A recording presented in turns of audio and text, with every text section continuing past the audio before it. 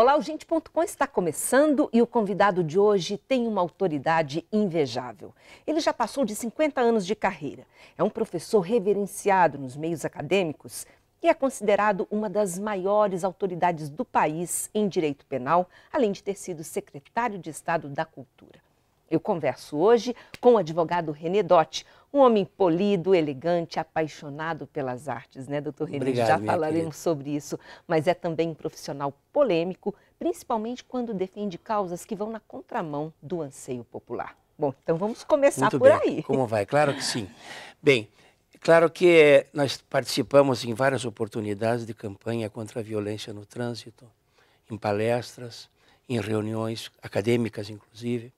E quando surgiu esse caso do Cali, cujo pai, o escritório já era advogado em causas políticas, eleitorais, eu procurei saber os detalhes do caso. Como ocorreu o caso? O senhor já se antecipou, ele sabia que eu ia perguntar sobre isso e já se antecipou. Porque o senhor é muito cobrado sobre isso, né, doutor René? Então, nós fomos ver uma de prova, ter assumido essa causa. uma prova que a polícia pegou, que é uma câmara do posto, na esquina onde houve a colisão. E essa câmara registra claramente que o carro do Cali vinha por uma via preferencial, o sinal era intermitente, e quando o sinal é intermitente, a preferência vem é de quem vem pela direita. Ele estava nessa via preferencial, em excesso de velocidade, não se nega, estava embriagado também, mas o carro das vítimas entrou nessa via preferencial, fazendo uma manobra que era irregular, de acordo com o Código de Trânsito. Ao entrar na via preferencial, houve a colisão.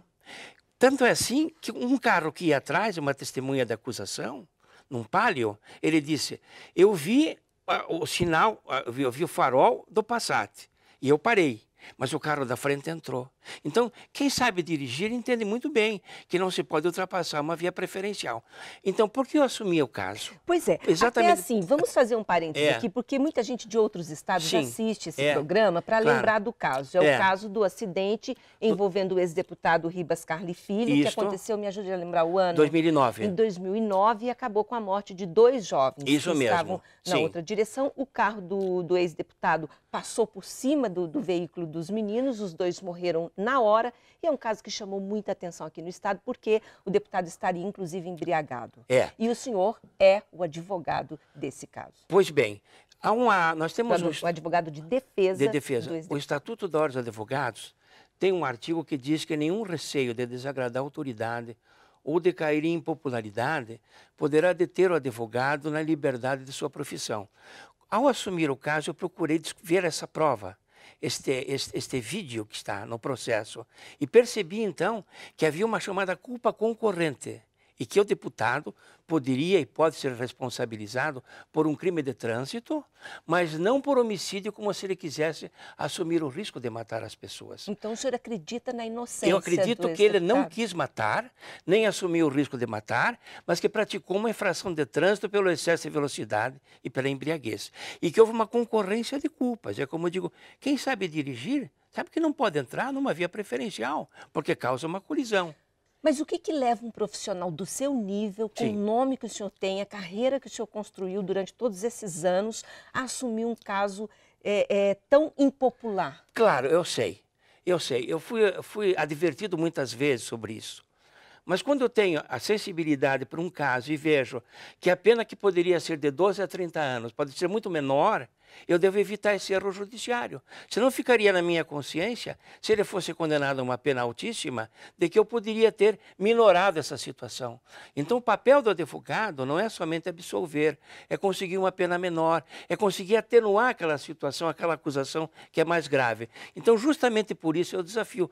Como havia no tempo da justiça militar, não é, da ditadura militar, eu atendi pessoas que até uma certa altura eram odiados pela campanha que o Estado militar fazia na época. Considerados comunistas. Nós já vamos entrar nessa questão, mas uma outra pergunta ainda sobre o caso, já que o senhor começou falando sobre isso. Se fosse um cliente que não tivesse a condição financeira que o ex-deputado tem, a família famosa aqui no Estado, o senhor colocaria a cara para bater, digamos assim? Sim, porque fiz outras vezes isso.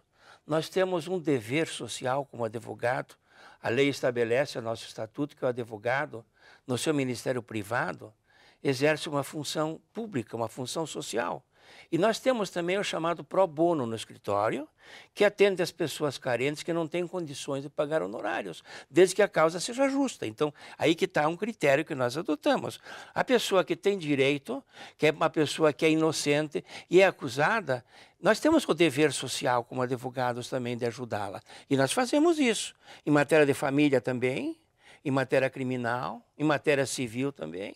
É um dever Então, vou nosso. entrar num outro ponto que também causou muita polêmica aqui no Estado. O senhor sempre foi um profissional que defende o patrimônio histórico, artístico. Sim. O senhor foi um artista, a gente já entra lá, é um apaixonado pelas artes. No entanto, defendeu causas também de demolição de prédios históricos, prédios que eram amados aqui na cidade. Vamos entrar nesse assunto? Vamos. Eu fui procurado pelo proprietário do Hospital Nossa Senhora da Luz, porque havia lá, Nossa Senhora das Graças, não é isso? Aquele é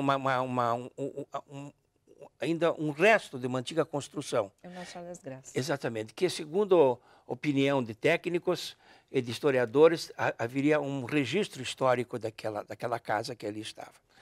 E o diretor do hospital me disse que ele pretendia edificar ali um serviço para atender inclusive o SUS, que era a ampliação do hospital.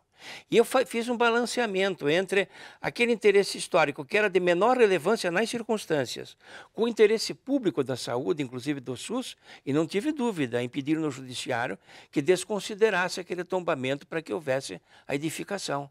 De modo que eu procurei estabelecer um critério entre os interesses. O interesse da história, que no caso era menor comparativamente com o interesse da saúde pública. Daí não tive dúvida em assumir a causa nesse sentido, porque eu não poderia ser radical nesse sentido também, de defesa de um patrimônio que não tem o mesmo relevo do interesse público, no caso. Mas o senhor considera que esses imóveis, eram 5 imóveis na época, tinham valor histórico? Não, houve um ou dois imóveis. Alguns voltaram atrás, né? Sim, exatamente. Acabou não ocorrendo a demolição. Não. Mas há um que foi característico, esse que eu lhe falei, teve esse balanceamento de minha parte. Eu não podia deixar de fazer isso. O senhor acha que nós precisamos conservar os imóveis históricos em Curitiba? Mas evidente... Tem ruas com casas lindas. Sim, aqui, mas né? evidente, mas aí o governo, ou seja o município, ou seja o Estado, deve... A legislação é falha nesse sentido. Deve compensar o proprietário. É verdade. Porque nós sabemos que há uma redução do valor, digamos, do imóvel perante o mercado, Sim. quando há o tombamento. E não há nenhum tipo de compensação. O Estado tem o dever, sim, de tombar os prédios históricos, mas estabelecer compensações para os proprietários que não sofram o prejuízo nesse sentido, né? Tá certo. Bom, nós estamos aqui numa conversa... E outras formas, como, por exemplo, a desapropriação por interesse público de determinados lugares, é que, lamentavelmente, os governos, de modo geral, não são generosos com a área da cultura e com a preservação. Esse é um problema lamentável e antigo. É um problema que nós vamos voltar a tocar no próximo bloco. Vamos falar também sobre o período em que o Dr. René Dott defendeu muitos presos políticos, pessoas que eram procuradas pela justiça na época da ditadura, enfim, uma grande história desse homem que também passou pelo teatro. Já voltamos depois do intervalo.